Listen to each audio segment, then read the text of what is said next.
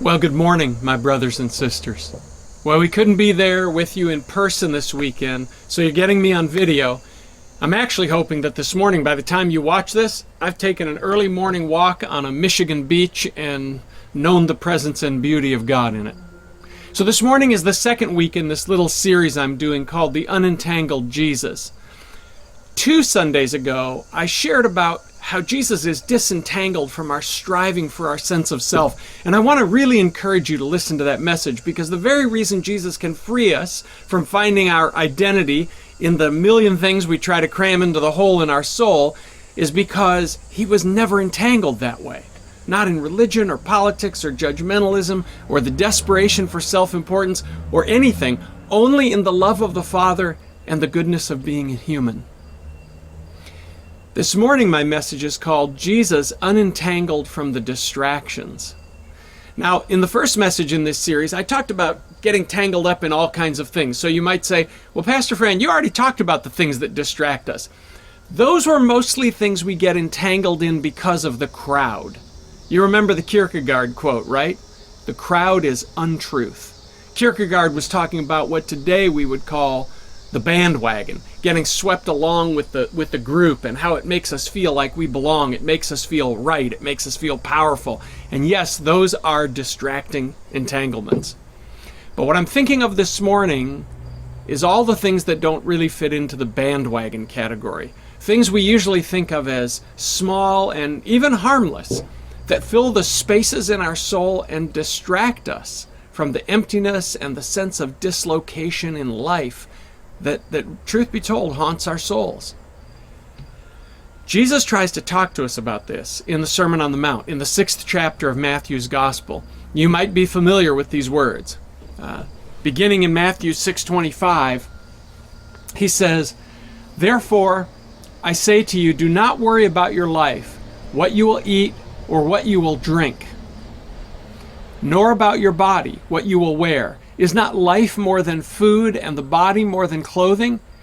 Look at the birds of the air, for they neither sow, nor reap, nor gather into barns, yet your heavenly Father feeds them. Are you not more valuable than they are? Which of you by worrying can add a foot to his height?" Now a few verses later, he says, so don't obsess about your food and clothing choices. And he says, the Gentiles chase after all this stuff, but your Father knows what you need. Instead, seek first his kingdom and his everything rightness, and all these other things will come along as well. Now, it's true that in context, Jesus is talking to people who had to worry a lot more than you and I about where their next meal and their next shirt was going to come from. Most people in first century Israel were very poor peasants. I don't know if you've ever seen this chart, but it's a chart that shows how up until the Industrial Revolution 250 years ago, over 90% of the world's population was below what today we call the poverty line. We've done all this work in Haiti, and we have all these friends in the villages there. First century Israel was more like that, which I suppose in one sense makes this passage even more profound, because Jesus is telling really poor people not to worry so much about what they'll eat and what they'll wear. So what do these words of Jesus have to say to those of us who can have groceries delivered and order clothes off of Amazon? Well, if we back up a few sentences in the Sermon on the Mount, it might have more to say to us than you think. Because before the part I read to you, Jesus tells us to be careful about impressing people. His example is with our piety, our religiousness, our spirituality, but it could be anything. Then he warns us about trying to translate money and possessions into meaning. That part where he says, don't try to store up as much treasure on earth as you can, but think bigger, think higher, think of heavenly values. And then comes the heart of what Jesus says here. This is my translation of Matthew 6:22-23. Jesus says this: "The eye is the lamp of the body. If your eye is whole, your body," by which he means your life, "will be full of light. But if your eye is diseased, your life will be full of darkness. So if what you think is light in you is really darkness, how dark must that be?" Unpacking Jesus' metaphor here, I think it's fascinating. First of all, it's not just what you see. No, he says the eye is like a lamp, and you see what you choose to shine the lamp on. Picture a dark or a dimly lit room, and you have a candle. You don't see everything in the room clearly. You see what you choose to shine the candlelight on. And then Jesus, he doesn't say, if your eye is good. Some Bible translations say that. He says, if your eye is whole. The Greek word is holos, just like it sounds. And just like it sounds, it means whole. Jesus is saying, if your eye is undivided, undistracted, we could even say unentangled, if it's taking things in an integrated way that reflects reality and truth, then your life will be full of light. But if your sight is diseased, if your eye is diseased, well, that's a different story. And then he reveals the heart of the conundrum, which is that if we think in our distracted sight, we have found the light we seek, what we're looking for, well, then we might think we've found it. We found it in something. And then we might not search for the greater light that's outside the cave. We might not search for the way out of the cave. Now, there is one more thing in this passage from the Sermon on the Mount, which you are never going to see in your English translation. Don't ask me why. So if you're a Bible nerd like me, and you know who you are, get out your pen and get ready to write in the margins. After all this in Matthew 6 about not trying to impress people, about not translating possessions and money into meaning, and about not using your lamp, your gaze, to hold the wrong things in your sight. After saying those things, Jesus says, and I already read this to you, therefore I say to you, do not worry about your life, except the word Jesus uses isn't life. It's a bad translation. The Greek word is psyche. Looks just like our word psyche. But what it means in New Testament Greek is soul. He uses the same word again in the next sentence. So here it is. Therefore I tell you, do not worry about your soul, for is not your soul more than food, and your body more than clothing? The translators, they're really random in how they render this word, psyche. In Matthew 16, 10 chapters later, Jesus says, whoever tries to save his life will lose it. And then he says, for what will it profit a man if he gains the whole world but loses his soul? But it's that word psyche both times. Whoever tries to save his soul is what Jesus said. So what we're really talking about this morning is the 1,000 ways we try to save our soul. What we're hearing here is Jesus talking about your inner person. He's trying to say that when we set the gaze of our inner person on things in a certain way, we're trying to satisfy our soul, or maybe quell its pain. Now that applies to us modern people pretty profoundly, doesn't it? So let me ask you a question. What have you looked at or experienced in your life where something inside you kind of glommed onto that thing and said, yeah, this is it. This is going to fill my life. This is what I'll be about. This is who I'll be. What have those things been? No, really, I'm asking you. And here's the deal. It can be any of a million things. C.S. Lewis wrote about this from the perspective of protecting our hearts from being too vulnerable. That if we seek the deeper life of an open heart that can really love, then with that will come pain also, the pain of being disappointed or being hurt or losing people. So he says, what you want to do, he's giving this tongue-in-cheek advice. He says, what you want to do is hide your heart away and, quote, wrap it carefully around with little hobbies and luxuries.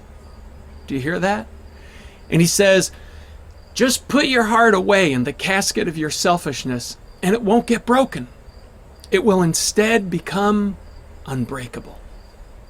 Another way to say that would be just to distract yourself with all kinds of things and tell yourself that these things are enough for your soul. Now, in my own soul, I haven't done this with a lot of material things. I don't know why. I've never really been a materialist. I've done it a little bit with some financial things in a couple of seasons of my life where I attached too much of my hope in life to some financial endeavor. But for me, a lot of it has been wanting to impress people to impress people in general when I was a kid and to be impressive as a pastor, which is really sad. And I've long ago gotten over that. Now I just want to be me. But I see people set their lamp very strongly toward money, bigger houses, romantic relationships, pets, unending strings of vacations, golf, for real, watching football, professional status, the status in their profession, politics, religion, some hobby, coming off hip or attractive or sexy. I've even seen people distracted by being distracted, like addicted to chaos, like that's what their soul is running on. It could be almost anything. Now, there's nothing wrong with most of those things. Maybe the addicted to chaos one. But there's nothing wrong with most of those things. But here's the problem when I try to make them the life of my soul. They just keep leaking out. Listen to the prophet Jeremiah, chapter 2, verse 13. Through Jeremiah, the Lord says, "My people have committed two sins. They have forsaken me, the spring of living water, and they have dug their own cisterns, broken cisterns that keep leaking out." Right? Like they should have come to me for the water, the real water, the ultimate water. But they didn't. They had these other cisterns and they put stuff in there and it just kept leaking out. Jeremiah is talking about my soul. That I'm putting things in there that seem like they can satisfy my deepest longings, that seem like they can give me my identity, my true self, or quell my pain, but they leak out. This is what Jesus was talking about with the rich young ruler. You know that story, right? In Luke 18. This young guy comes to Jesus and he says, "Hey, teacher,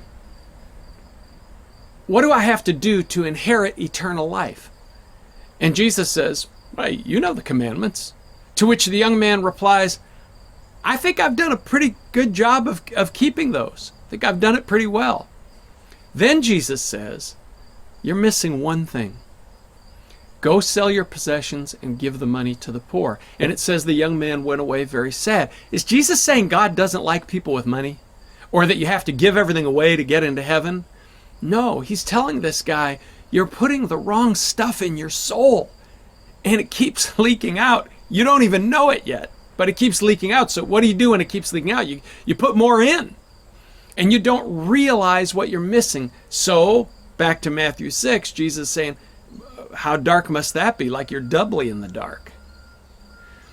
Now, I could just make this a message where I say, hey, you're chasing the wrong things and you need to change that. But I've been pondering this aspect of the spiritual journey for a long time. I suppose you could say I've been trying to figure out my own heart for a long time. And I have to tell you that I think this is really nuanced territory inside of us. Why do I say that? Because there is this fine line in our inner person between enjoying something or finding it meaningful and trying to fill the deepest places of our soul with it, or ultimately deal with our pain with it. It's a very fine line and a mostly subconscious one. And so it often takes reflection and real self-honesty to discern it. And what makes it tricky is that so many of the things we try to fill our soul with or suppress our pain with are good things. They are good gifts, and the joy they bring is completely legit. I mean, I find joy in, oh my gosh, so many things. How much time do you have? I find joy in the love that I share with Linda. I find joy in the love of my children and grandchildren. I find joy in my relationships with my friends, with you guys. I find joy in a phenomenal meal. I find joy in cooking something creative. I find joy in going out and having a good time with friends. That does cost money, right? You gotta have money. It uses money. I find joy in the faces of little children. I find joy in adventures, and sometimes the adventures cost money. I could just go on and on and on. I find joy in the wonder of creation. And here's the thing. All those things are sacred. What I don't want to do, though, is have all those things be what keeps me away from the depth of my soul, to have them distract me from my inner person, to say, oh, these are enough for my soul. That's why C.S. Lewis said, aim for heaven and you'll get earth thrown in. Aim for earth and you'll get neither. He was saying you have to get the giver and the gifts in the right places in your soul. Rather than thinking the gifts are everything, what I need to do is let all these gifts lead me to my soul, to the spacious places in my soul made to breathe the air of God and of being and of love. That's maybe why I like some of the simple pleasures in life the best, right? Like, I like a sunset oftentimes more than something that costs $1,000, because there's something about a sunset that opens me up, that because it's beauty, right? And it leads me to those spacious places in my soul that are made to breathe the air of God and being and love. And right here is where the sermon fails. It just fails. Because you are a being of such incredible depth, whether you see that yet or not, that there really are no words that can capture what it is for your soul to commune with the mystery of God and to find those places of well-being and centeredness and love. So the New Testament writers, they grope around for the language, and they use words like communion. And Paul speaks of us coming to know, quote, this love that surpasses knowledge. And Jesus talks about we're going to come and make our home in you. And John says we're writing these things to you so that you can have what we have with God and with being, and that your joy may be full. And this is what we see when we follow Jesus around on the pages of the Gospels. Is Jesus enjoying the gifts? Yes! He's enjoying people, from his disciples to the woman weeping on his feet at the Pharisees' dinner party, to Zacchaeus, the mobster of Jericho. He's at people's tables and he's sharing meals and conversation. He's hiking from village to village with his friends.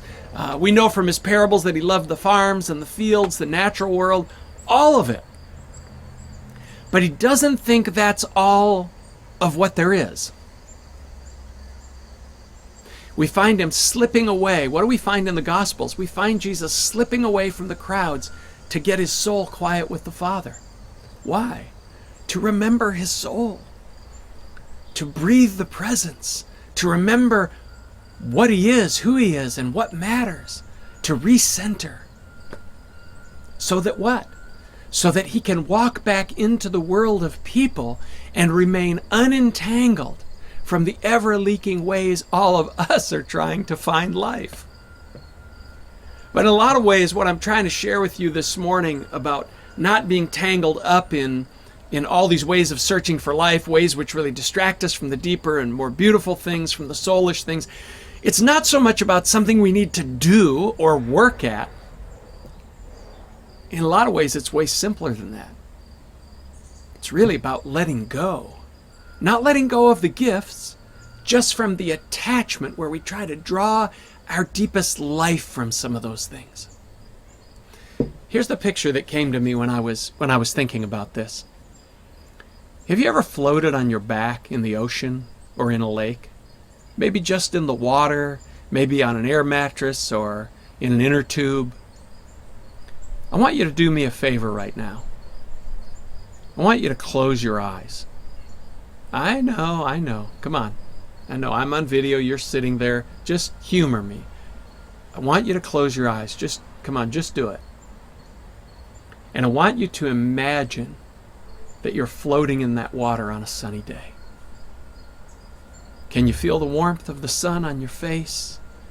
Can you feel yourself floating and being supported by and almost enveloped by that perfect temperature water? The water it's moving just a little bit, and it's kind of rocking you gently. You know that feeling. And here's the thing. None of the other things your soul is usually tying itself to are even present in this moment. And if this was your life, do you know what you're floating in? Love, presence, being, goodness, ultimately, God. We're floating in it every day. The journey is learning to trust your soul to those realities. Then we start to get unentangled. Then we start to get free.